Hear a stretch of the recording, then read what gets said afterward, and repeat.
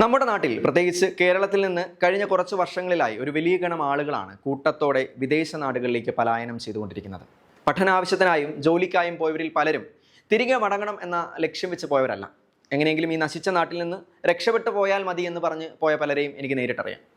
ഈ നാട്ടിൽ നിന്ന് എന്തുണ്ടാക്കാനാ എന്ന് പറഞ്ഞു പോയവരും ആ കൂട്ടത്തിലുണ്ട്. എന്നാൽ ജനിച്ച നാട്ടിൽ തൻ്റെ കുടുംബത്തോടൊപ്പം ആഗ്രഹിച്ച ജോലി ചെയ്ത് ജീവിക്കാൻ താല്പര്യപ്പെടുന്ന ഒരു പറ്റം ചെറുപ്പക്കാരും നമ്മുടെ നാട്ടിലുണ്ട്. അങ്ങനെ ഒരാളായിരുന്നു ടോണി എന്ന ചെറുപ്പക്കാരനും.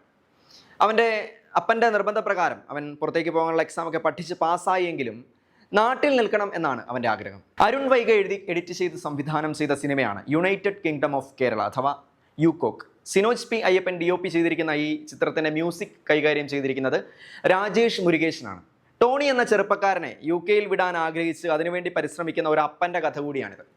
ടോണി എന്ന കഥാപാത്രത്തെ രഞ്ജിത്ത് സജീവ് മനോഹരമായി ചെയ്തപ്പോൾ ടോണിയുടെ അപ്പനായ റോയിച്ചനെ ജോണി ആൻ്റണി അതിഗംഭീരമാക്കി.